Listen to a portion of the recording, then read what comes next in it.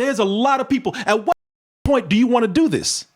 Well, yeah, you're right about that. Yeah. And, who else are going to come after? Now you had to be smart, right? Or try and be smart, right? Now we got Justin Timberlake talking about, I'm sorry, Britney, and I'm sorry, Janet. I should have been there for you, baby, but I wasn't. Yeah. I'm so sorry. And you know what? That is true, man. Yeah, he apologized. He apologized to Britney. He apologized to Janet, and he even apologized to that titty that she pulled down. And that's what happens, right? Now you got to try and get ahead of it, but somebody gets in front of it for you. Yeah, he's feeling it's coming, right so there. it's just, Yeah, and this is what happened. And the reason why I'm saying this is because David Letterman was not the only one to do Lindsay Lohan like this. Everybody who's up here defending Lindsay Lohan right now, back in the day, because I remember when all this shit was happening, some of these people get mad now. You were the ones looking for a fucking vagina when she stepped out of a limousine. You were the ones making fun of her when she went to rehab because she was made a joke by the public. And yes, it's not just David Letterman that should look at himself. If we're gonna go after David Letterman, which fine, if you want to bring him, if you want to hold him accountable for that, I don't mind putting a mirror up to somebody and saying, hey, what about this? Have you learned anything? Where are we at right now? Are you sorry about it? But this is funny that we're bringing this up because I just saw this, man. Let me see here. Hold on. Let me see here. But even a lot of people talk shit about Lindsay Lohan.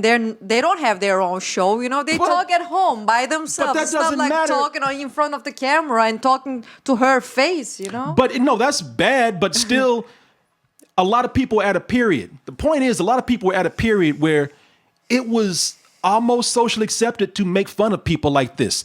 That I just got through watching the documentary, and it's funny how all this is coming up right now because, we're starting to point, it's not just individuals, we're starting to point, pick up a mirror to ourselves as a society. There was a time when it was hilarious to make fun of Britney Spears. Everybody did it. And by the way, is this what we're going to do now? Because of a documentary that's out right now. And when I did my review of this documentary, Framing Britney Spears, I did say, man, that poor girl, and I can safely say I never went that hard on her, but I have with other people. With her, I just never was a big fan, so I just never even bothered. I did wonder why they picking on her so hard. But I'd be lying if I said I haven't laughed at different people, other people. I laughed at Lindsay Lohan. I'm probably just as guilty as David Letterman is. But now people are trying to get people who they felt did Britney Spears wrong. Britney had to navigate being told who she could be and what she could do. Now, one of the things that happened, and just look at what we're going here. This is the hole that we're going to take ourselves down if we choose to do this. What is her name? Sarah Silverman, man. So now they're going after people who they feel did Britney Spears wrong. So Sarah Silverman, and I did this I talked about this in the review. Sarah Silverman years ago did a roast on Britney Spears.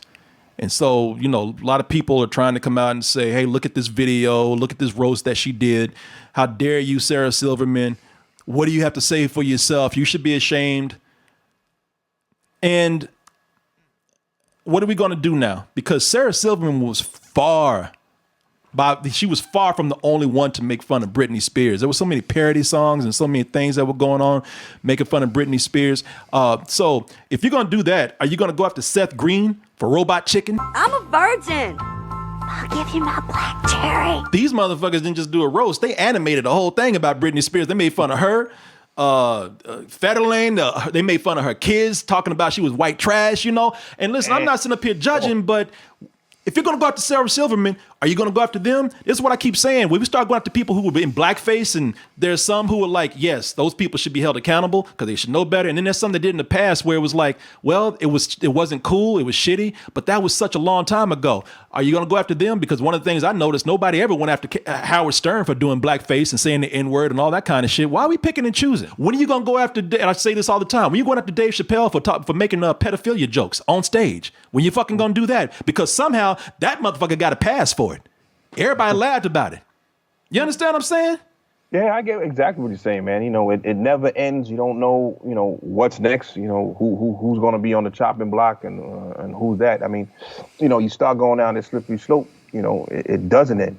and who gets the pass, who doesn't get the pass. James Gunn just got rehired to do not only the next Guardians of the Galaxy, but he got called back for Suicide Squad.